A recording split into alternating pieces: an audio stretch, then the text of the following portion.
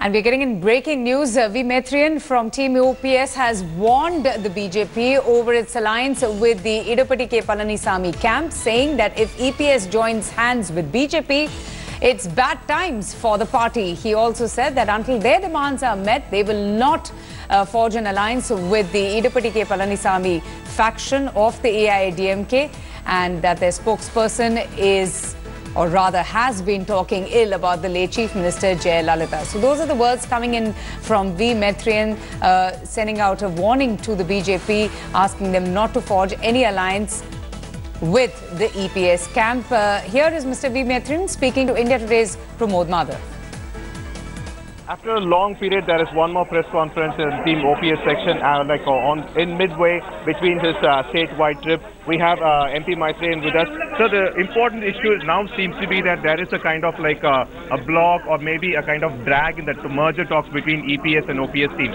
Why is that? See, we are again coming back to the square one again and again and again. We have made two basic demands. They have not spoken anything about it. On the contrary, in the recent couple of days, the so-called spokesperson of that party has been making verbal abuse against our mentor, Purashita Levi Amma, saying that her decision to nominate Mr. O. Pannirselvam as the Chief Minister under certain trying conditions twice, that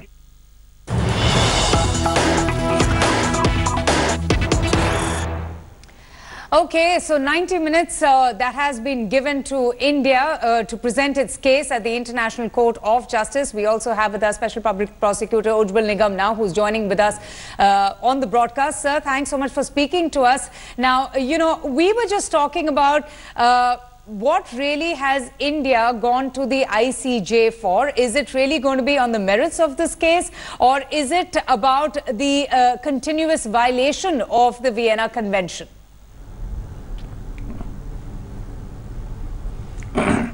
See, so far as the merit of the case are concerned, that is just outside the purview of the International Court of Justice. But certainly we have gone to the International Court of Justice according to my instructions that the Pakistan has deliberately violated Vienna Convention by denying the consular access to Mr. Kulbhushan Jadhav. Now, Pakistan is also the party of the United Nations Council, as well as the India is a party, and if there is a breach of any of the member, then certainly one has a right to approach to the International Court of Justice in view of the Article 94 of the United Nations article. So I think this is the mainly India. Of course, the India has taken the other stands also, since Kulbhushan Jadhav has not been fairly tried and he's an Indian citizen. He was caught in you see, Iran. He was doing his private business. But according to me, these issues are of little importance. The main issue is about the denial of the consular access completely in contravention of the Vienna Convention, and therefore we have a fairly good case in this matter, and therefore the ICJ has granted an ex parte stay. This is most important thing. Normally ICJ never grants an ex parte stay unless ICJ is strongly satisfied and strongly there is the prima facie evidence about the breach of the particular international convention. So which means there has been strong evidence put forth by the Indian side, isn't it, sir? To the convention. Yes, of course, India has put forth strong evidence before the ICJ, and that is the reason as to why the ICJ has granted an ex parte stay.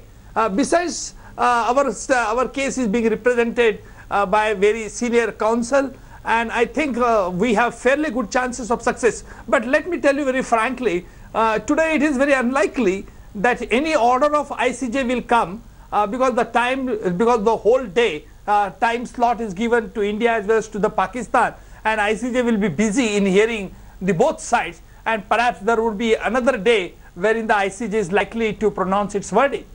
Absolutely. And sir, you know, India would be preparing for this long legal tussle, understandably, but Pakistan also would be preparing its own strategy.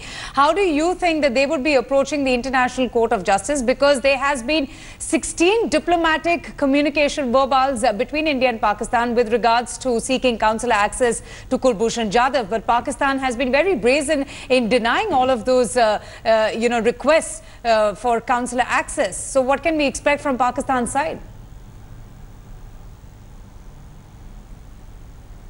Let me tell you very clearly that the whole evidence of Pakistan is based upon the so-called alleged confession of Mr. Kulbhushan Jadhav. And according to my information, this must have been extracted out of the ill treatment given to Mr. Kulbhushan Jadhav, as well as he must have been the torture. And that is the reason as to why Pakistan is frantically trying in denying the consular access to Mr. Kulbhushan Jadhav. Otherwise, there was no reason. Once the army court has awarded the death penalty, why Pakistan is shy of allowing the Indian consul or Indian consul, our embassy people or his mother also to meet him? Because they knew that the moment they knew that the moment our people meet Mr. Kulbhushan Jadhav, the truth will come out. And that is why the reason as to Pakistan is hiding under the false pretext. Let me tell you another important thing, that Pakistan, according to my information, Pakistan has amended so far as their domestic law, saying that the army court's verdict is beyond the purview of the ICJ. But this amendment is not yet registered with the United Nations. And therefore, once it is not registered, the United Nations cannot take cognizance of the same. So formally, even the Pakistan is desperately trying how to come out from the ICJ's jurisdiction. But that is very difficult for the Pakistan. But the important thing is that, assuming for the sake of the argument, that even if the order is being decided of the ICJ in our favor, in India's favor, then perhaps the Pakistan is so adamant, Pakistan will try to not to follow it. The only option left to India is to approach the United Nations Security Council for the enforcement of the ICJ order. And this enforcement can be through the coercive method. But again, there is a one little dark shade, I would say, which is that, you see, there are the 5 permanent members of the United Nations Security Council, and they have the veto power. And Article 74 of the United Nations says that it should be tried to comply. The members of the United Nations should try to comply with the order of ICJ as far as possible, may try. Then the verdict is made, so discretion is given. But there is another scope that ICJ or the United Nations Security Council can adopt a very coercive method to enforce the ICJ's order. And that, but of course, this has not so happened in the history of the United Nations Security Council. But there is a provision. What if that order from the International Court of Justice, which of course will take some time to come, is defied brazenly by Pakistan, because Pakistan has done so before as well?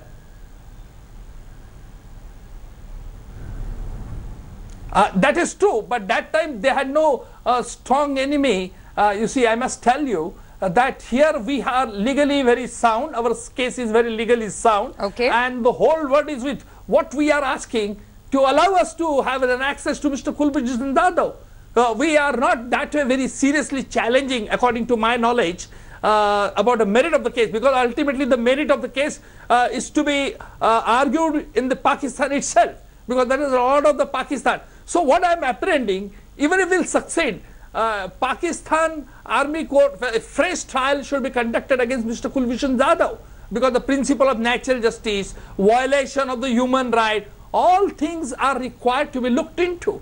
And therefore, that is the reason as to we are looking at today's day as a very important day for India. But sir, can India also raise questions with regards to the farcical trial against Kulbhushan Jadhav, or challenge the court-martial verdict against the Indian national? Is that amenable to the jurisdiction, to the International Court of Justice?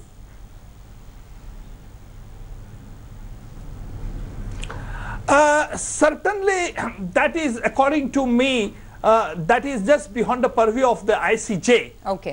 But the Army Court order, if floated, the human rights, and the other principle of natural justice, then certainly the ICJ can take the cognizance. And we have agitated before the ICJ that as to how the Pakistan Army Court has floated all the human rights as well as the principle of natural justice, how they are violated. These stands we have already taken before the ICJ, and ICJ is certainly competent to look into. Absolutely. Mr. Ujjwal Nigam, thank you so much for joining us and, getting us more perspective on this very important hearing that will take place at the International Court of Justice.